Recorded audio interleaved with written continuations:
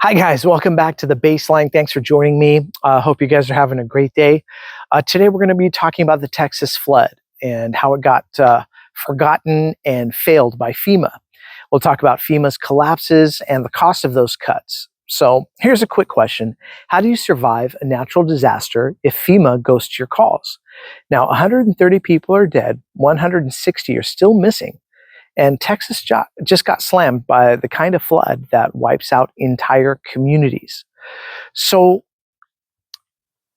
the one agency that we have that's supposed to get your back in moments like this, they were not even picking up the phone. So literally, thousands of survivors called for help and no one answered the phone. Now, why? Because the contract for FEMA's call centers were not renewed. They let them lapse. So gone, poof, along with the people that were supposed to be answering those emergency phone calls. So this isn't a horror movie. This is our government right now. And they didn't forget. They cut it on purpose. So now, imagine you lost your home. Your car's underwater. Your important documents and pictures and everything are floating down a river or in a ditch. And you're told, hey, call FEMA. So you do. And then ring, ring, ring, ring, ring, no answer. Because the Department of Homeland Security, under Kristi Noem, let the call center contracts expire. No backup plan, no surge support, just silence. And these hotlines, they're not like customer service at AT&T where you wait and complain about your Wi-Fi.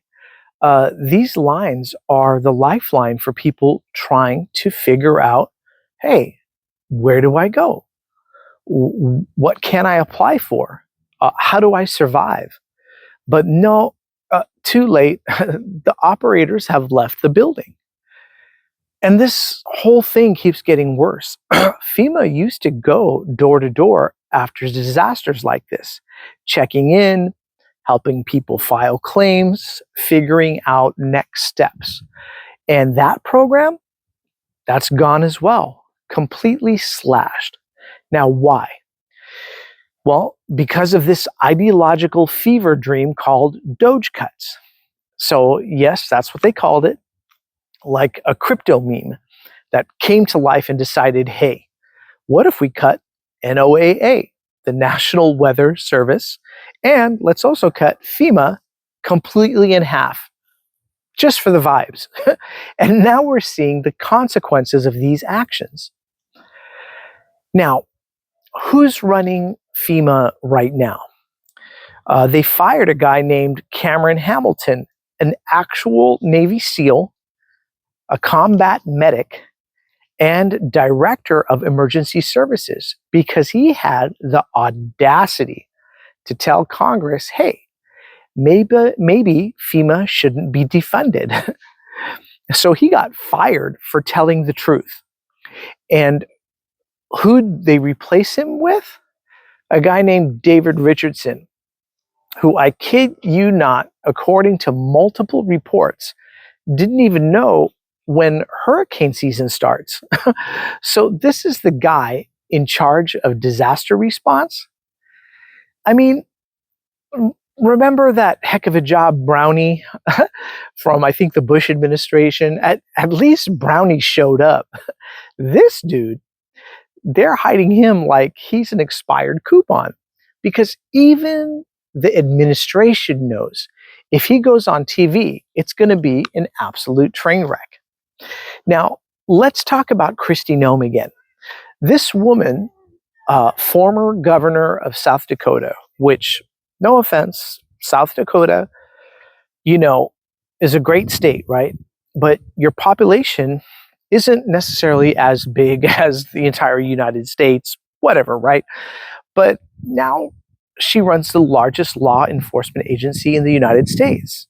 And she decides, hey, from now on, every FEMA contract over $100,000 needs her personal approval. What could possibly go wrong in that scenario? Well, here's what happened. Flood hits Texas. Search and rescue teams, they're stuck waiting on paperwork. And why? Because Kristi Noem had to sign off like she's Oprah giving out cars. Now, people are drowning and she's reviewing line items. Now, officials begged, did your policy delay this FEMA response? And she says, absolutely not. But then every report says otherwise. So let's zoom back out, because we're not just talking about one mistake here.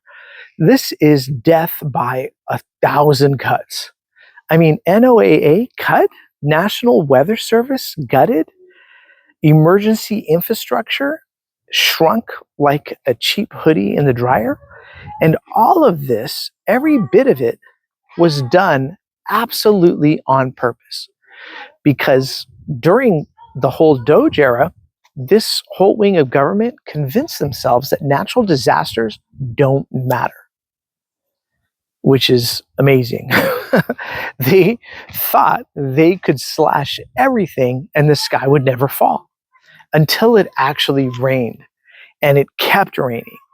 And now we have entire counties that are underwater, and FEMA has no one left to answer the phones. So let's get real. Like, you're not just one flood away from chaos.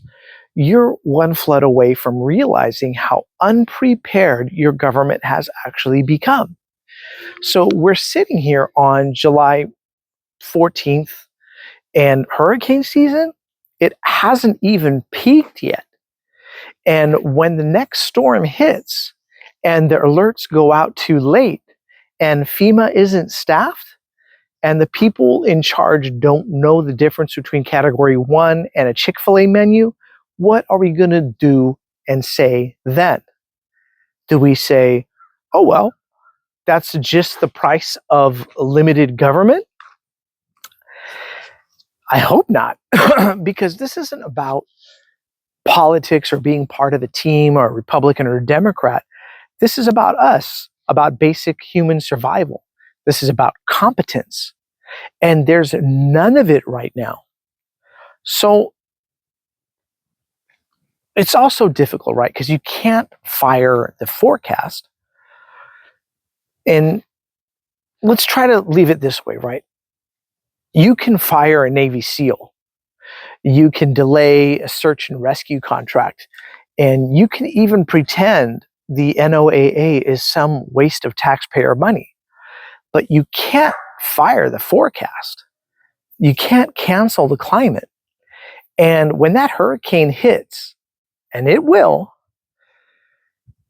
prayer is going to be the new weather service.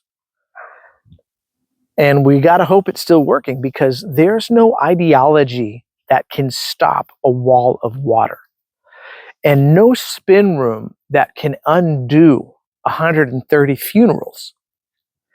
So when we talk about accountability, or if you want to talk about accountability, let's talk about the cost of pretending nothing bad will ever happen until that it does. Because right now, reality is knocking, and FEMA's still on hold right now. Thank you guys so much for joining the Baseline. I really appreciate you guys. Let me know what you think about this situation. Do you think I have it all wrong? Do you think something more should be done? Leave your thoughts and comments in the section below, and we'll look forward to seeing you in the next round of the Baseline. Cheers, everybody.